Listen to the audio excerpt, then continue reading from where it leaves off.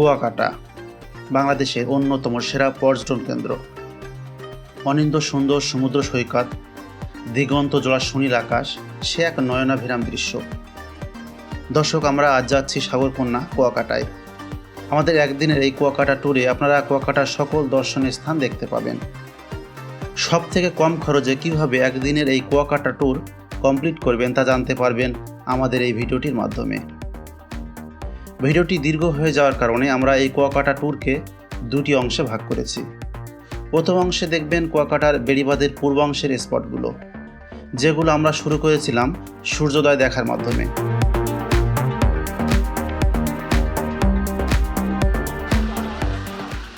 আমাদের যাত্রা শুরু হয়েছিল যশোরের মণিহার মোড় থেকে। সন্ধ্যা 7টায় মিমজাল পরিবহনে করে আমরা রওনা দেই কুয়াকাটার উদ্দেশ্যে। ভাড়া পড়েছিল 700 টাকা। পথিমধ্যে খুলনা থেকে আমাদের অন্য ট্যুরমেটরা আমাদের সাথে যোগ দেয়। ভোর 4টায় আমরা পৌঁছাই কুয়াকাটার জিরো পয়েন্টে। এখন আসি, আপনারা যারা ঢাকা থেকে কুয়াকাটায় আসতে চান তারা কিভাবে আসবেন তা আলোচনা করি। নদী ও সড়ক পথে ঢাকা থেকে কুয়াকাটায় আসা যায়। বাসে করে আসতে চাইলে ঢাকার গাবতলী থেকে সাকুরা, দ্রুতি, সুরভি সহ বিভিন্ন পরিবহনে করে আসতে পারেন।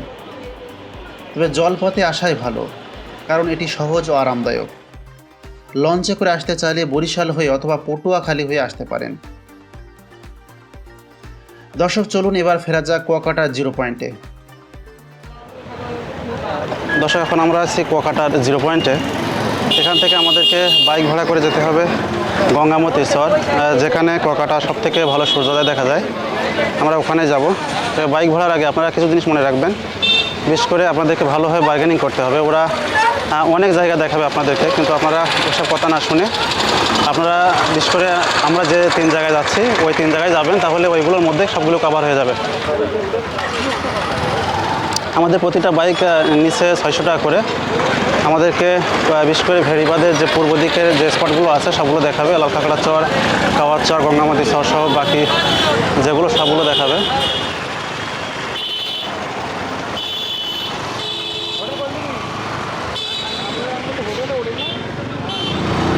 দর্শক, এখন আমরা আমাদের হোটেলে যাচ্ছি। বিশেষ করে আমাদের হোটেলে আমরা ব্যাগগুলো রেখে তারপর যাব হচ্ছে ওই সি বিচে সূর্যোদয় দেখতে। হ্যাঁ, আপনারা যারা আগেই হোটেল বুকিং দিয়ে আসবেন তারা সূর্যোদয় দেখতে যাওয়ার আগে আপনাদের লাগেজগুলোকে হোটেলে রেখে যাবেন, তাহলে আপনাদের একটু কষ্ট কম হবে। আর যারা একদিনের ট্যুরে কুয়াকাটায় আসতে চান তাদের বেশি লাগেজ না নিয়ে আসাই ভালো। যাই হোক, আমাদের লাগেজগুলোকে হোটেলে রেখে আমরা রওনা দিলাম গঙ্গামতির চরের উদ্দেশ্যে।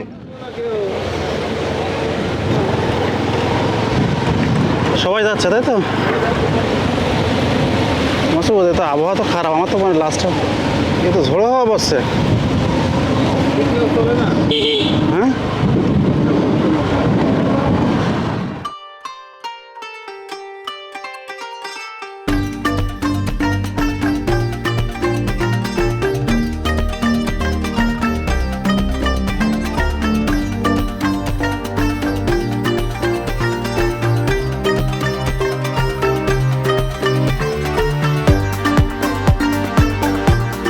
আমরা পৌঁছালাম গঙ্গামতির চরে।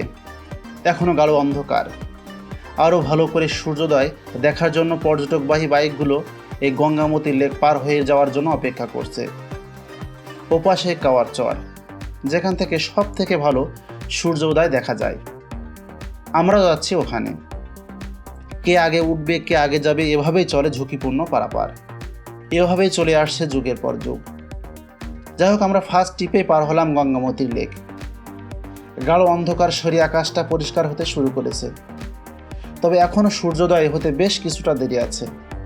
আর যারা পার হতে পারেনি তারা গঙ্গামতি চরেই সূর্যোদয় দেখার জন্য দাঁড়িয়ে আছে।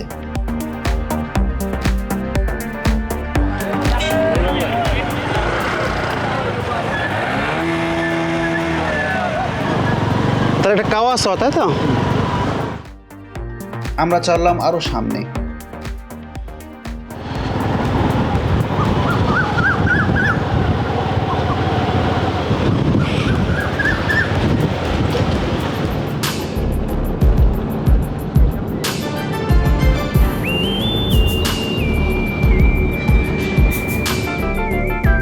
সামনে আসতেই আকাশটা যেন একটু বেশি রক্তিম হয়ে উঠল।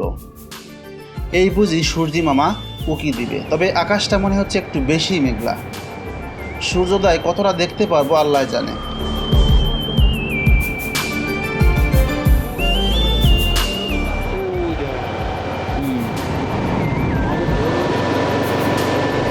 মাছ ধরছে না ওটা?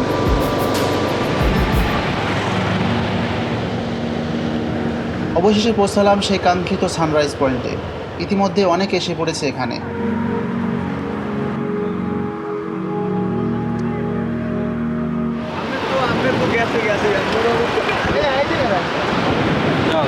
ড্রাইভার কিন্তু ভাই পাকা ড্রাইভার কিন্তু চিন্তা নাই।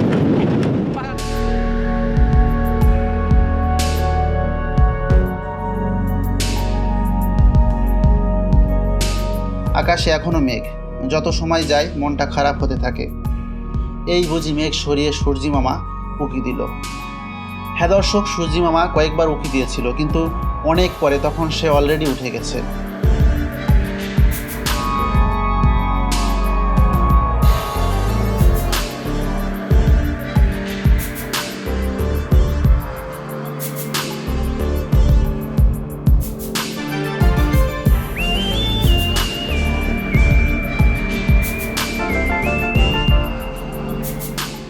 যাই হোক, কিছু সময় সি বিচে ঘোরাঘুরি করে ও সাগর জলে পা ভিজিয়ে আমরা চললাম সামনের ঝাউবনের দিকে।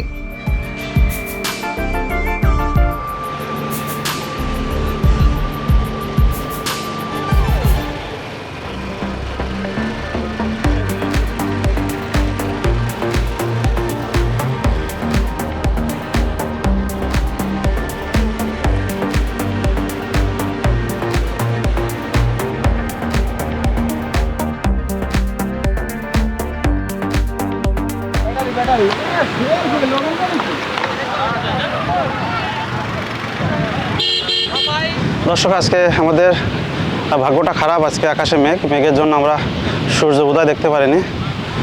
আপনারা দেখছিলেন যে আমরা কাওয়ার শহরের যে লাল কাঁকড়ার বিচ রয়েছে ওখানে অনেকক্ষণ দাঁড়িয়েছিলাম। আসলে সূর্য উদয় বলা যায় না, সূর্য অলরেডি আগে উঠে গেছিলো। এখন আছি আমরা ঝাউবনে, এর পাশেই এই যে আমার পিছনে সেই ঝাউবন।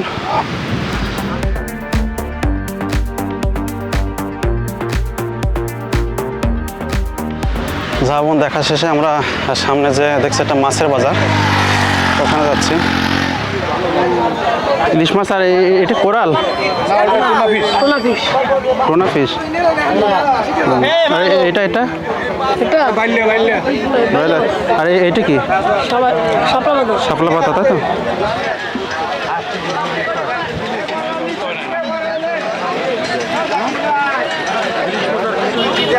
দর্শক, ঝাউবনের পাশে একটা ফিশ মার্কেট পাবেন আপনারা। এই ফিশ মার্কেটে আপনারা ফিশ ফ্রাই, বিশেষ করে ইলিশ মাছ ফ্রাই করে খেতে পারেন আপনারা। ইলিশ মাছ খিচুড়ি আর হচ্ছে আলু ভর্তা 60 টাকা প্যাকেজ। আপনারা সকালের নাস্তা এখান থেকে সেরে নিতে পারেন। সকালের নাস্তা শেষে এখন আমাদের গন্তব্য মিশ্রিপাড়া বৌদ্ধ মন্দির। তবে কুয়াকাটার রাস্তার অবস্থা দেখে হতাশ।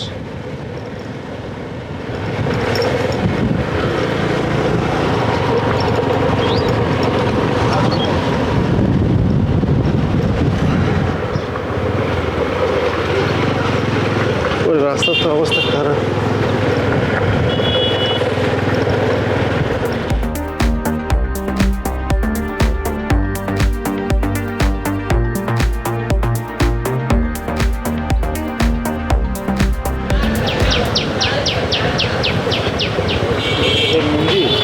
পৌঁছে গেলাম মিস্ত্রিপাড়া বৌদ্ধ মন্দিরে, পাশেই রাখাইন মার্কেট। চলুন মন্দিরে ঢোকার আগে রাখাইন মার্কেটটা একটু ঘুরে দেখি।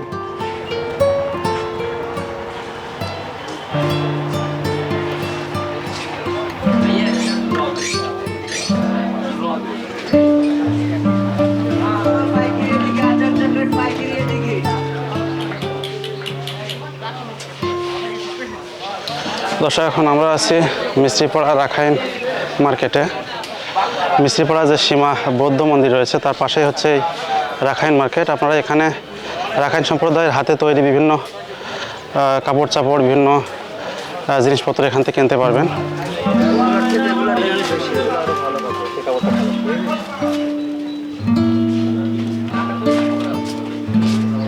অল্প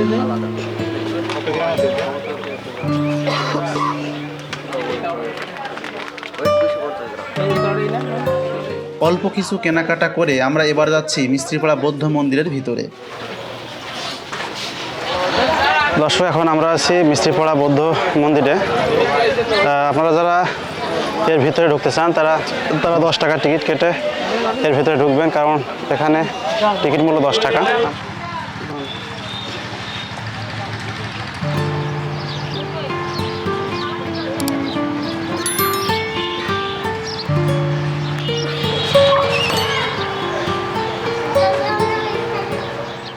মিস্ত্রিপাড়া এই বৌদ্ধ মূর্তিটি উপমহাদেশের সব থেকে বড় বৌদ্ধ মূর্তি। গৌতম বুদ্ধের এই মূর্তিটির উচ্চতা 36 ফিট ও ওজন 37.5 মণ।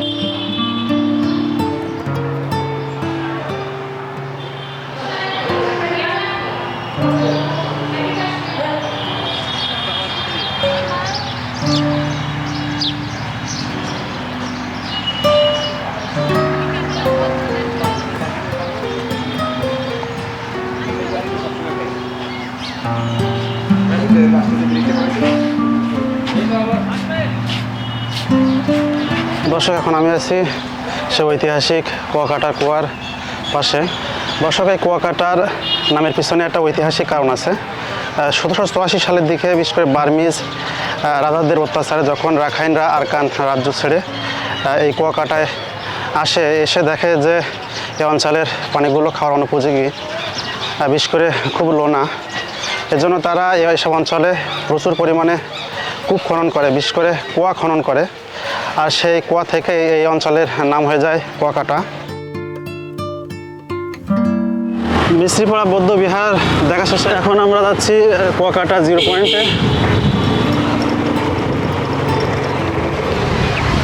দর্শক, এখন আমরা কুয়াকাটার সি বিচ এসে পৌঁছালাম।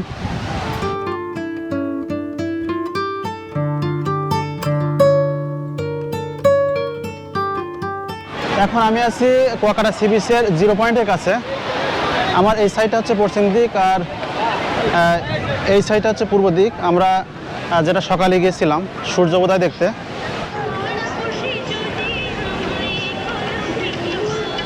কুয়াকাটা দক্ষিণ এশিয়ার একমাত্র সমুদ্র সৈকত যেখান থেকে একই সাথে সূর্য উদয় ও সূর্যাস্ত দেখা যায়।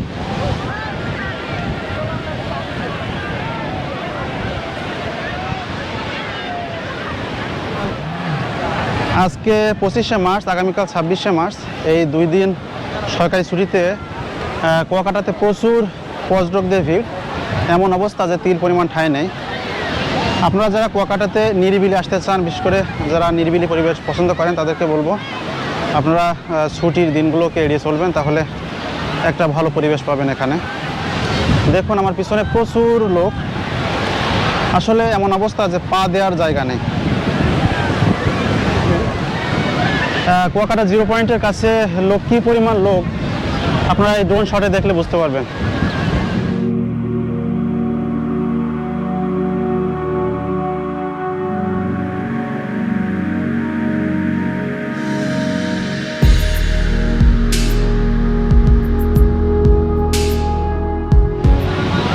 সকালের দিকে কুয়াকাটার আকাশে প্রচুর মেঘ ছিল, যেজন্য আমরা সূর্য উদয়টা দেখতে পারিনি। আপনারা দেখছিলেন। তবে এখন মোটামুটি আকাশটা পরিষ্কার, তবু কিছু মেঘ আছে। আর আমরা এমন একটা সময় আসছি, এখন হচ্ছে 1 নম্বর সতর্কতা সংকেত চলছে। সমুদ্রে ব্যাপক বড় বড় ঢেউ। এখন সমুদ্রে নামাটা প্রচুর রিস্কি।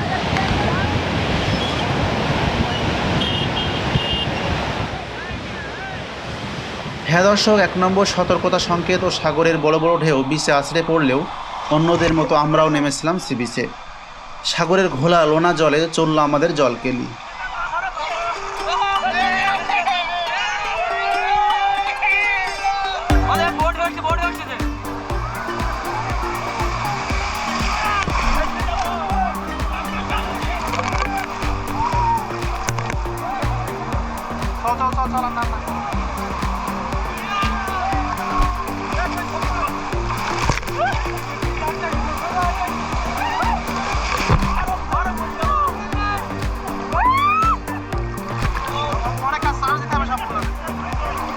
কুয়াকাটা ভ্রমণের সব থেকে উপযুক্ত সময় অক্টোবর থেকে মার্চ মাস, কারণ এই সময়ে সি বিচের প্রায় সবগুলো অংশ ভ্রমণে উপযুক্ত থাকে। আপনি অন্য সময় আসলে সি বিচের পানির উচ্চতার জন্য সব স্পটে বেড়াতে যেতে পারবেন না। তাছাড়া এ সময় আসলে আপনারা কোনো রকম ঝামেলা ছাড়াই অসাধারণ সূর্যোদয় ও সূর্যাস্ত দেখতে পারবেন।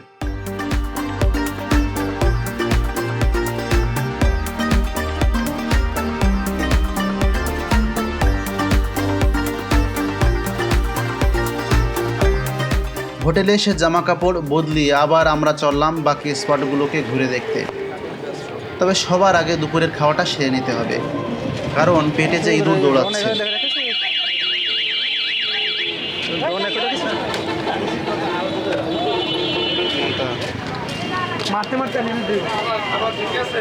কুয়াকাটায় আসলে অনেকে খাবারের দাম নিয়ে চিন্তিত থাকেন।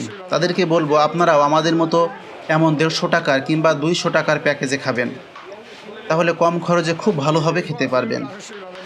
আমাদের কী কী প্যাকেজ আছে এখানে? আমাদের ইলিশ মাছের প্যাকেজ আছে 180 টাকা, বাইলা মাছ আছে 200 টাকা প্যাকেজ, মনখুশি আছে 300 টাকা প্যাকেজ, মুরগি দিয়ে 150 টাকা, ব্রয়লার দিয়ে 120 টাকা। ইলিশ মাছের প্যাকেজে আপনাদের কী কী আছে? ডাল, ভাত, সবজি, তারপরে শুটকি চাইলে শুটকিও দিতে পারি। ভাত কত খেয়ে পারে? ভাত, ডাল, সবজি আনলিমিটেড। দর্শক, কুয়াকাটা 0 পয়েন্টের খুব কাছেই হচ্ছে শ্রীমঙ্গল বৌদ্ধ বিহার এবং যে 200 বছরের পুরাতন যে নৌকাটি আছে, আমরা ওখানে যাচ্ছি। দর্শক, এখন আমি আছি ঐতিহ্যবাহী শ্রীমঙ্গল বৌদ্ধ বিহারে। এটা কুয়াকাটার যে 0 পয়েন্ট আছে খুব কাছেই, আপনাদের আসতে ওই 1 মিনিটের কম সময় লাগবে।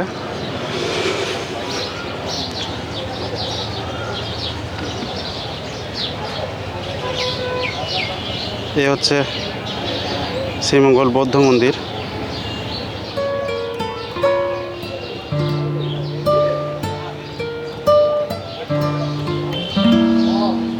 হ্যাঁ, এইটা হচ্ছে কবে তৈরি হয়েছে আর কি দিয়ে তৈরি? এটা 1924 সাল থেকে তৈরি হয়, আর স্বর্ণরূপার দামে দিয়ে তৈরি, আর অস্ত্রধাতু দিয়ে।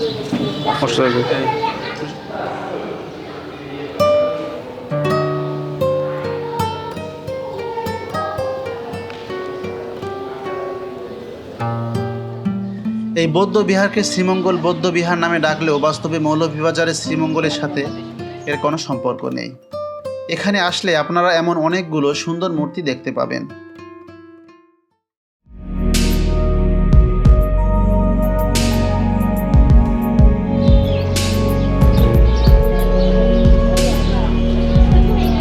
এই সিঁড়ি বেয়ে নিচে নামলেই পেয়ে যাবেন কুয়াকাটার ঐতিহাসিক সেই কুয়াটি।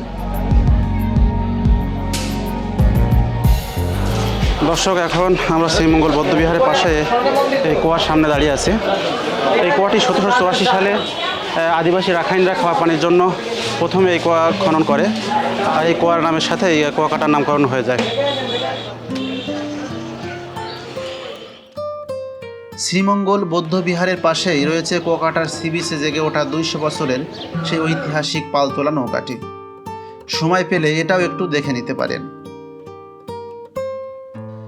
দর্শক, ভিডিওটি দীর্ঘ হয়ে যাওয়ার কারণে একদিনের কুয়াকাটা ভ্রমণে আমাদের প্রথম পর্বের ভিডিওটি এখানে শেষ করতে হচ্ছে। দ্বিতীয় তথা শেষ পর্বে আপনারা দেখবেন কুয়াকাটার শুটকি পল্লী, লেবুর চর, ঝাউবন ও 3 নদীর মোহনায় অসাধারণ সূর্যাস্ত, সাথে রাতের কুয়াকাটার ফিশ ফ্রাই তো থাকছেই। আমাদের আজকের এই ভিডিওটি ভালো লাগলে অবশ্যই লাইক, কমেন্ট ও শেয়ার করতে ভুলবেন না। আর এমন তথ্যবহুল নতুন নতুন ভিডিও পেতে আমাদের চ্যানেলটি সাবস্ক্রাইব করে পাশে থাকা বেল আইকনটি অন করে দিন। সবার সুস্বাস্থ্য মঙ্গল কামনা আজ পর্যন্তই। আল্লাহ হাফেজ।